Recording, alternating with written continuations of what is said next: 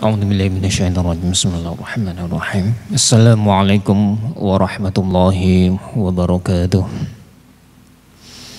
Ila radil Muhammad sallallahu alaihi wasallam wa ala alihi wa sahbihi wa azwajihi wa dhurriyyatihi wa ahli al-baiti shalal al-Fatihah. A'udzubillahi minasyaitonirrajim. Bismillahirrahmanirrahim. Alhamdulillahirabbil alamin arrahmanirrahim maliki yaumiddin. Iyyaka na'budu wa iyyaka nasta'in ihdinas siratal mustaqim siratal ladzina an'amta 'alaihim ghairil maghdubi 'alaihim waladdallin amin. Thumma ila jami'i ikhwani min al-anbiya'i wal mursalin wal awliya'i wasyuhada'i was-shalihin wa sahabati wa tabi'in al-'alamin sunnatul syahab qadar jalani wa syahmin sabani wa syahshan sulih wa syah jamalukum wa syah jamalul kubra wa jalatan sahabat radhi jawa wa khususan ila mu'alafah hadal kitab Maulana Syekh al-Bukhari rahimahullah wa Maulana Syekh al-Muslim wa Maulana Syekh Ibn Hajar al-Asqalani wa jami' ashabil kutub as-sab'ah wa bi'ilmihim wa nafa'ana bihim al-Fatihah. A'udzu billahi minasyaitonir rajim. Bismillahirrahmanirrahim. Alhamdulillahirabbil alamin. Ar-Rahmanir-Rahim Maliki yaumiddin. Iyyaka na'budu wa iyyaka nasta'in ihdinas siratal mustaqim siratal ladzina an'amta 'alaihim ghairil maghdubi 'alaihim waladdallin amin. Alhamdulillah. Alhamdulillahilladzi ja'ala syahra Ramadan mubarakan wa farada 'alaina siyam at-taqwa. Asyhadu an la ilaha illallah wahdahu la syarika lah wa asyhadu anna Muhammadan 'abduhu wa rasuluh. Allahumma shalli 'ala sayyidina Muhammad wa 'ala ali sayyidina Muhammad. Allahumma iftah 'alaina bi futuhil 'arifin وافهمنا في فهم النبيين الكرام. ربي اشرح لي صدري ويسر لي أمري واحلل عقدة من لساني يفقهوا قولي. أما بعد. Hadratal mukarramin, para jamaah Masjid Hidayatullah dan juga para pendengar dimanapun berada. Alhamdulillah, pada kesempatan sore hari ini kita bisa melanjutkan pengajian kita tentang hadis sahih karangan Imam Al-Bukhari radhiyallahu anhu. Mudah-mudahan apa yang kita lakukan pada sore hari ini mendapatkan ridha Allah Subhanahu wa taala dan kita diberi sebuah pemahaman yang sahih tentang ajaran Islam sesuai dengan manhaj ahli sunnah wal jamaah. Ayyuhal ikhwah, kita sudah sampai kepada hadis ke-5. Hadis ini khusus berbicara tentang bagaimana Rasulullah SAW itu sangat ingin sekali cepat-cepat menghafalkan Al-Quran. Lalu oleh Allah Subhanahu wa taala dikritik karena belajar Al-Quran itu harus pelan-pelan. Dalam konteks Rasulullah SAW harus mengikuti malaikat Jibril alaihissalam. Min hadis Al-Bukhari qala al-musannif hadatsana Musa bin Ismail qala hadatsana Abu Awanah qala hadatsana Musa bin Abi Aisyah qala hadatsana Sa'id bin Jubair an Ibnu Abbas fi qouli ta'ala la tuharrik bihi lisanaka lita'jala bihi qala kana Rasulullah sallallahu alaihi wasallam yu'aliju min at-tanzil shiddatan wa kana mimma yuharriku syafatayhi faqala Ibnu Abbas fa ana uharrikuhuma lakum kama kana Rasulullah sallallahu alaihi wasallam yuharrikuhuma wa qala Sa'id ana uharrikuhuma kama ra'aitu Ibnu Abbas yuharrikuhuma faharaka syafatayhi fa anzalallahu ta'ala la tuharrik bihi lisanaka lita'jala bih inna 'alaina jam'ahu wa qur'anah qala jam'ahu laka fi sadrika wa taqra'ah fa idza qara'nahu fattabi' qur'anah qala fastami' lahu wa ansit thumma inna 'alaina bayanah thumma inna 'alaina an taqra'ah fa kana Rasulullah sallallahu alaihi wasallam ba'da dzalika idza atau Jibril istama'a fa idza intalaqa Jibril qara'ahu Nabi sallallahu alaihi wasallam kama qara'ahu. Niki matan dan redaksi hadis dari Imam Al-Bukhari. Imam Al-Bukhari mendapatkan hadis niki dari beberapa gurunya yang amat terkenal. Yang pertama adalah dari Imam Musa bin Ismail. Beliau termasuk dari min hufad al-Misriyin, dari kalangan pembesar ahli hadis dari negeri Mesir. Yang kedua adalah beliau mendapatkan ilmu hadis ini dari Abu Awanah, yaitu gurunya Imam Musa bin Ismail. Abu Awanah ini termasuk dari Basrah atau saat ini dari negeri Irak. Lalu kemudian beliau juga mendapatkan riwayat hadis ini dari Musa bin Abi Aisyah. Dari Musa bin Abi Aisyah niki termasuk orang ulama hadis yang sangat terkenal pula, dari juga silsilah rawinya itu dari Sa'id bin Jubair.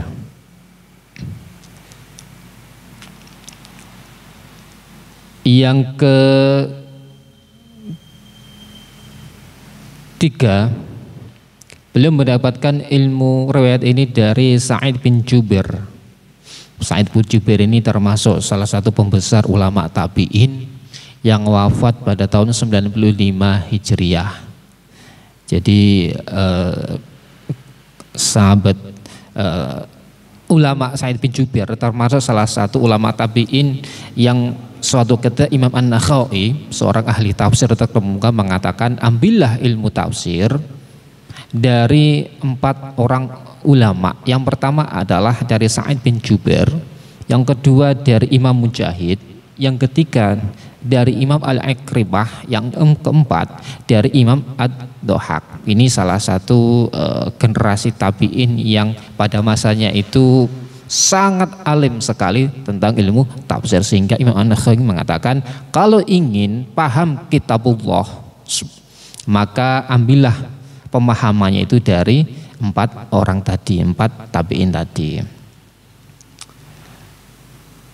Sa'id bin Jubair ini juga meninggalnya ini karena dibunuh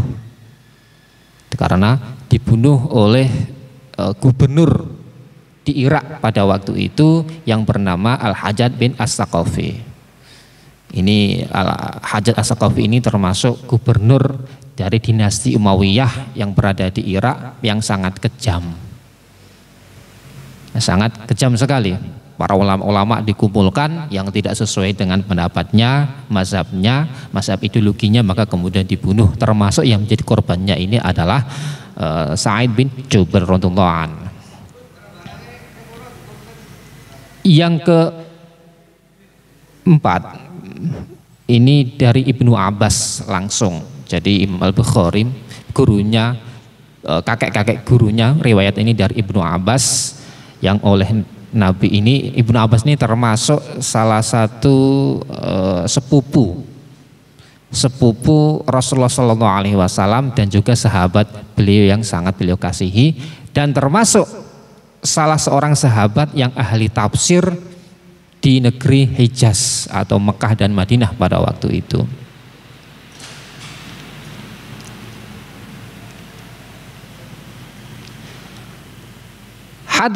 Hadatsana Musa, telah menceritakan kepada kami sopo Musa bin Ismail qala hadatsana Abu Awanah. Itu mendapatkan Abu Musa bin Ismail mendapatkan riwayat hadis ini dari Abu Awanah. Abu Awanah mendapatkan hadis ini dari Musa bin Abi Aisyah. Musa bin Abi Aisyah mendapatkan hadis ini dari Sa'id bin Jubair, dan Sa'id bin Jubair mendapatkan riwayat hadis ini dari Ibnu Abbas. Fi qouli ta'ala, ini juga salah satu termasuk asbabun nuzul turunnya ayat la tuharrik bihi lisanaka lita'jala bihi. Ini surat Al-Qiyamah, ayat ke-16 kalau tidak salah. Iya, surat Al-Qiyamah ayat 16.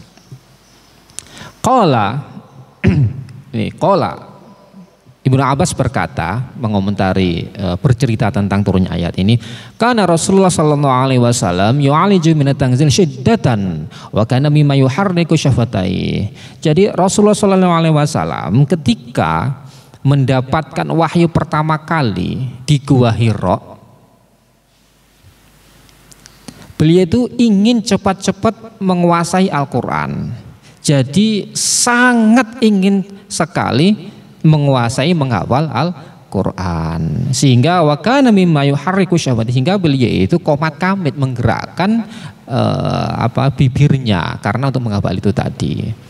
Karena memang antara Jibril dan Rasulullah SAW di Gua Hira itu hanya mereka berdua, sehingga karena Rasulullah SAW takut apabila yang disampaikan oleh Jibril itu tidak segera dihafal, maka kemudian akan hilang. Dan ini tentunya menurut sebagian para ulama ahli tafsir bahwa konteksnya tidak hanya itu saja. Bahkan sebelum ayat ini turun, Rasulullah ketika mendapatkan wahyu itu langsung buru-buru ingin menghafalkannya. Faqala Ibnu Abbas, lalu kemudian Ibnu Abbas ini berkata, fa ana uharrikuhuma lakum kama kana Rasulullah sallallahu alaihi wasallam yuharrikuhuma. Aku akan menggerakkan dua bibirku ini, maksudnya adalah sudah hafal, ingin mengajarkannya kepada para sahabat yang lain sebagaimana Rasulullah sallallahu alaihi wasallam mengajarkannya kepada para sahabatnya. Jadi dalam konteks ini Rasulullah sallallahu alaihi wasallam mendapatkan kisah ini, Ibnu Abbas mendapat kisah ini sebetulnya diceritakan langsung oleh Rasulullah Shallallahu Alaihi Wasallam. Ini menurut pendapat yang sahih, yang benar. Karena apa? Karena ketika turunnya surat Al-Qiyamah ini ketika berada di Mekah. Jadi kurang lebih 3 tahun sebelum hijrah ke Madinah. Dan pada waktu itu tentunya menurut beberapa riwayat Ibnu Abbas ini masih usianya itu masih belia, masih sangat belia, sehingga tidak mungkin Rasulullah Shallallahu Alaihi Wasallam itu bercerita langsung kepada beliau, sehingga tidak mungkin Ibnu Abbas ini langsung menyaksikan beliau itu mendapatkan wahyu ini.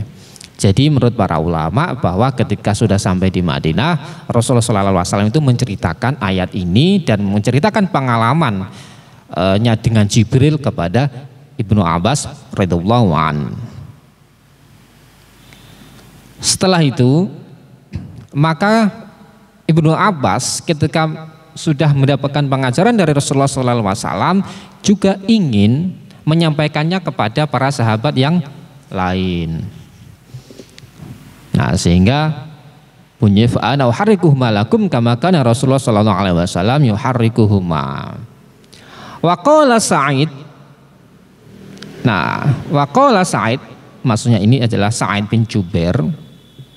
Ini juga pernah menangi sahabat Ibnu Abbas. Beliau berkata, ana uharrikuhuma kama ra'aitu Ibnu Abbas uharrikuhuma.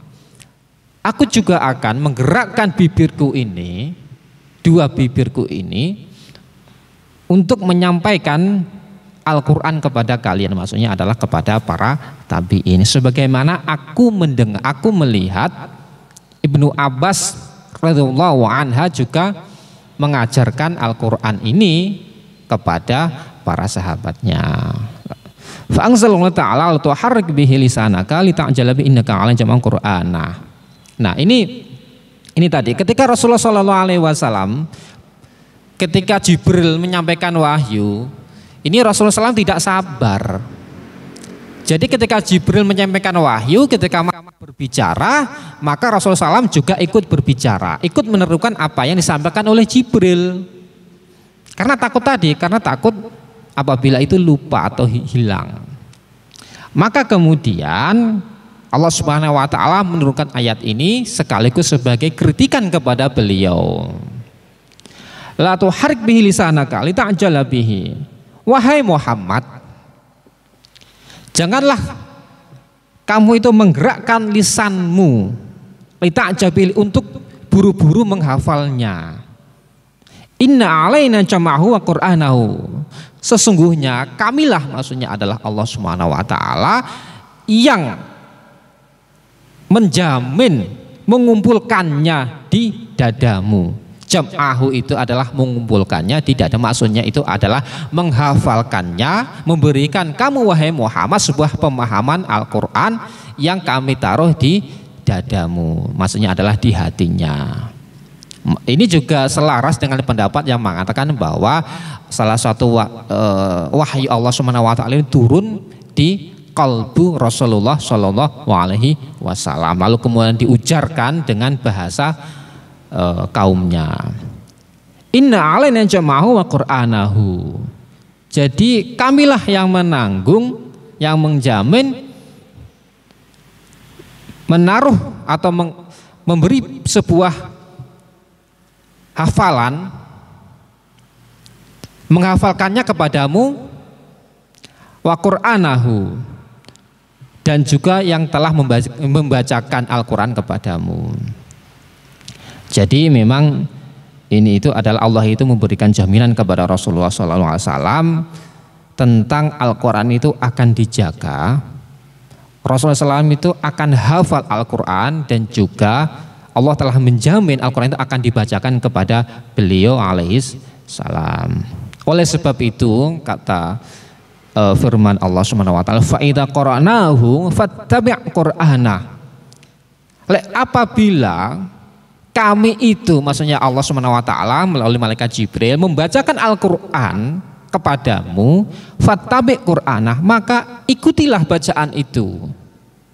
Artinya kalau sudah selesai membaca, maksudnya ketika Jibril itu selesai menyampaikan Al-Quran, maka kemudian ikutilah itu. Jangan bareng-bareng karo Jibril moco Al-Quran.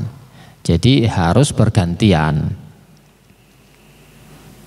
Qala fastami' lahu angsit. Maka kemudian ketika setelah mendapatkan ayat ini, Rasulullah SAW itu mendengarkan lalu juga diam, menunggu sampai Jibril itu selesai menyampaikan wahyunya.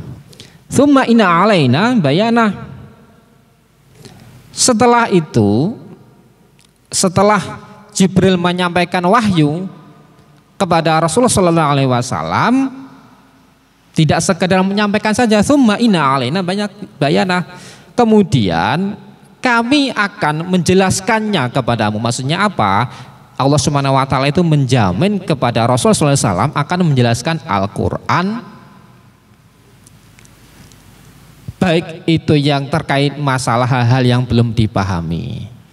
Para ulama ahli tafsir mengatakan khusus redaksi ayat ini bahwa Allah Subhanahu wa taala itu setelah malaikat Jibril membacakan wahyunya, maka Allah Subhanahu wa taala itu akan menjamin bahwa hal-hal yang terkait dengan persoalan mujmal, persoalan ayat-ayat Al-Quran yang sifatnya itu masih umum, kelak akan dijelaskan secara berurut-urut, secara berkesinambungan, dan juga akan menjelaskan hal yang sifatnya adalah masih mubham, masih samar. Kira-kira apa atau pemahaman Al-Quran seperti ini? Karena jelas sekali di dalam Al-Quran itu tidak semuanya bersifat secara tafsiliyah, secara terperinci, kecuali hukum-hukum waris, sifatnya ahkam. Hukum-hukum waris itu sangat terperinci, mendapatkan berapa itu sudah ditentukan oleh Al-Quran, sehingga sifatnya adalah qat'iyyus subut,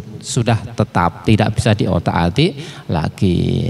Adapun selain dari itu, misalnya adalah berhubungan dengan masalah muamalah atau baik, maka di situ Al-Quran itu sifatnya sangat umum sekali, dan ini sesuai dengan ritme irama kehidupan umat Islam yang kian hari kian berubah. Ada sebuah perdebatan yang sangat unik di kalangan ahli usul agama atau usuluddin. Kira-kira Allah Subhanahu wa taala menjelaskan sebuah ayat yang turun kepada beliau, apakah turun langsung dijelaskan ataukah menunggu ketika ada sebuah permasalahan yang terjadi. Ini para ulama kita ahli usuluddin itu berdebat sangat panjang sekali dalam kitab-kitab mereka. Yang sementara bisa kita lakukan adalah mengamini pendapat yang mengatakan bahwa memang Al-Quran itu diturunkan oleh Allah Subhanahu wa Ta'ala pertama dari Lauhul Mahfuz ke Baitul Izzah. Lauhul Mahfuz ke Baitul Izzah. Jadi dari Lauhul Mahfuz ke Baitul Izzah ini diturunkan secara jumlatan wahidatan, secara semuanya. Baru kemudian ke Baitul Izzah kepada Rasulullah SAW itu disesuaikan dengan persoalan-persoalan yang terjadi, sehingga di sini kemudian para ulama mengatakan bahwa Allah Subhanahu wa Ta'ala menjelaskan setiap potongan-potongan ayat Al-Quran diturunkan kepada beliau itu menyesuaikan dengan permasalahan-permasalahan yang dihadapi oleh umat Islam ketika itu. Nah, ini jelas. Fakana Rasulullah sallallahu alaihi wasallam ba'da dzalika idza atau Jibrilu istama'a. Nah, ketika turun ayat, setelah turun ayat ini maka kemudian Rasulullah sallallahu alaihi wasallam itu sendika dawuh dengan apa yang difirmankan oleh Allah Subhanahu wa Ta'ala. Jadi mendengarkan, lalu kemudian setelah selesai maka kemudian beliau itu menghafalkan atau mengucapkannya. Ayyuhal ikhwah, ini hadis ini sebetulnya ada beberapa poin yang kita bisa gali. Yang pertama adalah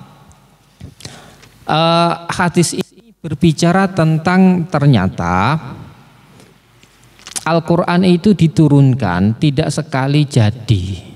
Jadi tidak sekali jadi. Memang ketika di Lauhul Mahfuz dan sambil Baitul Izzah itu sekali jadi jumlatan wahidatan. Tetapi kepada Rasulullah SAW itu secara munajjaman, secara berangsur-angsur. Hikmahnya apa?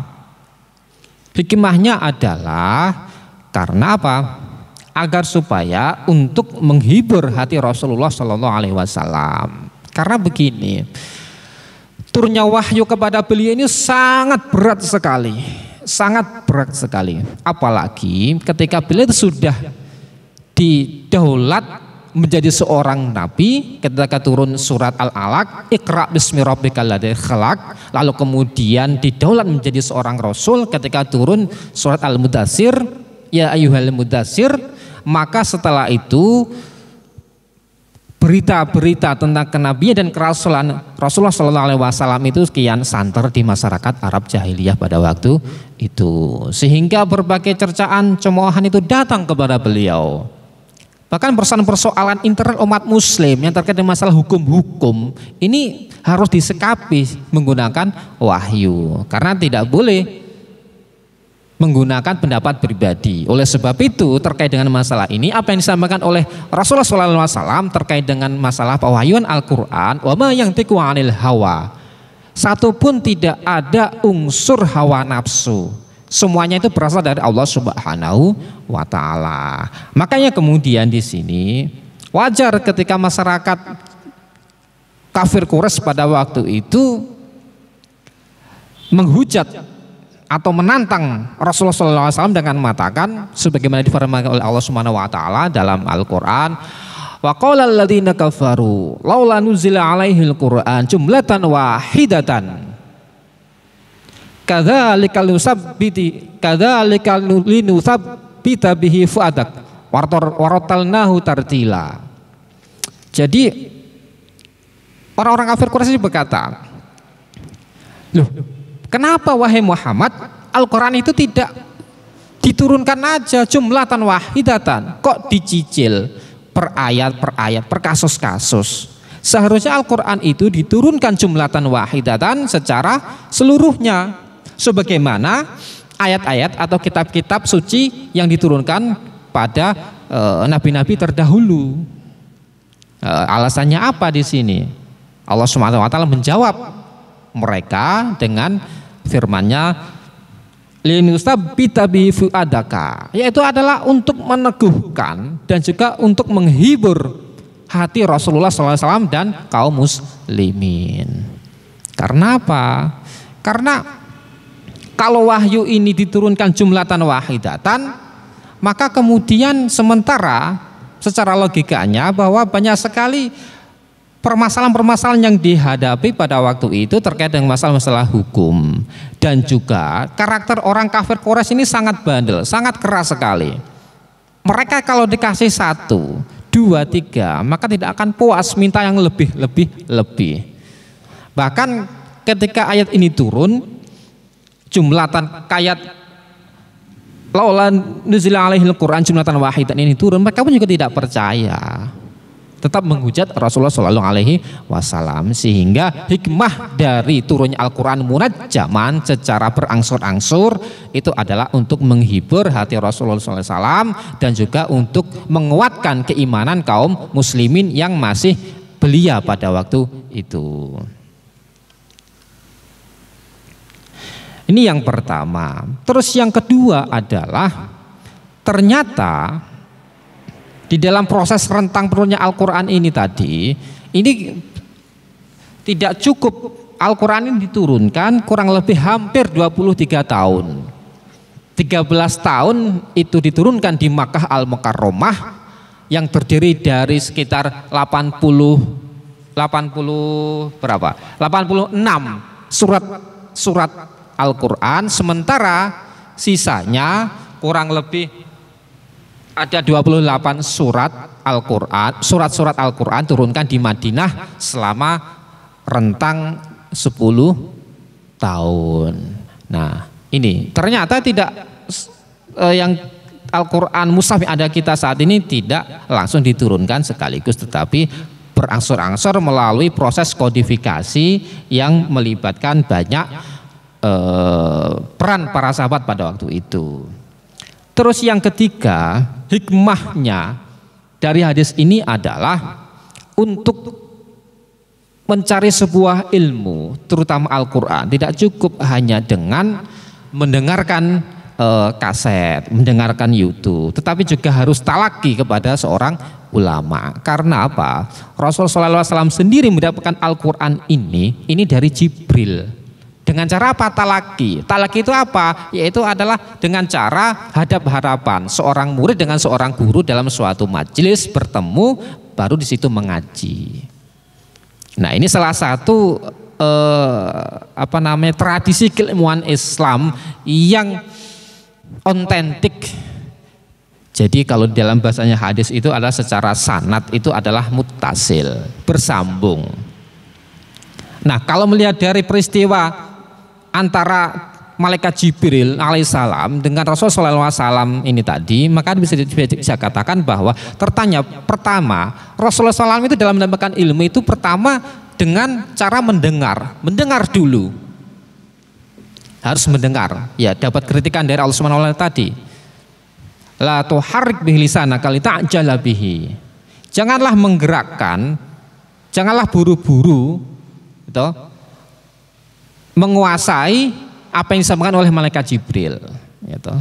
Jadi pertama adalah mendengar apa yang disampaikan, mendengar, kemudian diresapi, dihafalkan apa yang disampaikan oleh malaikat Jibril, lalu kemudian dipahami, lalu kemudian disampaikan kepada umatnya. Sini sama dengan silsilah tradisi keilmuan kita, terutama di kalangan-kalangan pesantren, bahwa kalau di pesantren itu jelas itu sistem talaki. Talaki itu harus seorang antara santri dan kiainya itu harus dalam satu majelis, kemudian sang orang murid itu mendengar, kemudian menghafal apa yang disampaikan, lalu kemudian memahaminya. Baru setelah itu, setelah paham, baru kemudian bisa menyampaikannya kepada orang lain. Ini adalah tradisi. Kalau kita melihat perkembangan saat ini, tentu tradisi seperti Rasulullah SAW dan juga kemudian dilembagakan dalam bentuk lembaga-lembaga pendidikan tradisional kita, ini seolah-olah itu sudah mulai menguap. Karena apa? Banyak sekali sekarang figur-figur orang-orang yang mendapatkan ilmu itu dengan sangat instan sekali. Dengan melihat di YouTube, mereka berguru kepada media sosial, itu sudah dianggap sudah cukup. Jadi melihat lalu kemudian langsung menyampaikannya tanpa mencerna. Jadi kalau kita bandingkan dengan stratifikasi cara memperoleh ilmu dalam Islam yang diajarkan oleh Rasulullah SAW dengan para sahabat, ini bertolak belakang. Saat ini apa? Saat ini kita mendapatkan suatu informasi, ingin informasi, kita cukup dengan membuka YouTube, melihat kira-kira pemahamannya kira-kira benar atau tidak sesuai yang dia pahami. Setelah itu langsung disebarluaskan. Nah, di sini ini kalau di dalam silsilah keilmuan Islam sebagaimana yang diajarkan oleh Rasulullah SAW ini sangat bertolak belakang. Sekali lagi bertolak belakang karena tidak mengikuti asas-asas sebuah informasi itu harus ada yang namanya transmisi keilmuan, harus ada sanad keilmuan. Nah, ini kalau di dalam bahasanya itu adalah inqita'u sanadul ilmi. Inqita'u sanadul ilmi, terputusnya sebuah mata rantai keilmuan. Meskipun benar bahwa di dalam hadis Rasulullah SAW disebutkan balighu anni walau ayah, sampaikanlah kepada mereka semua. Maksudnya apa? Sampaikanlah ajaran-ajaran Islam, terutama adalah ayat Al-Quran, walau ayat, meskipun itu satu ayat saja. Nah, terus ada hadis yang lain, beliau juga bersabda, qulil haqq walau kana murran, katakanlah sebuah kebenaran meskipun itu adalah pahit. Nah, ini salah satu hadis Rasulullah SAW yang mengajarkan kita agar supaya menyampaikan ajaran agama secara benar. Nah, sekarang tidak, banyak sekali dari kalangan-kalangan muda terutama bahwa mereka hafal satu ayat, dua ayat yang mereka ambil dari media-media sosial, lalu mereka sampaikan dengan pemahaman mereka, sehingga yang terjadi adalah pemahaman-pemahaman yang tidak tepat.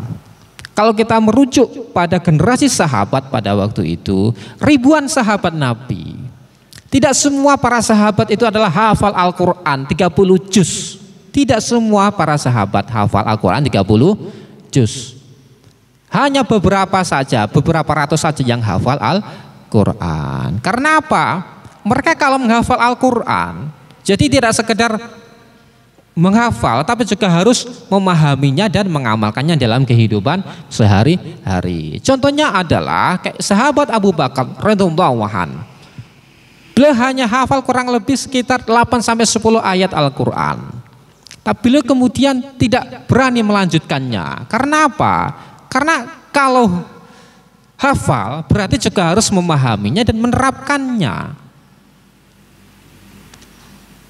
Dan ini juga banyak dilakukan oleh para sahabat Nabi dan juga para tabi'in. Nah, ini tentunya berbeda dengan sekarang.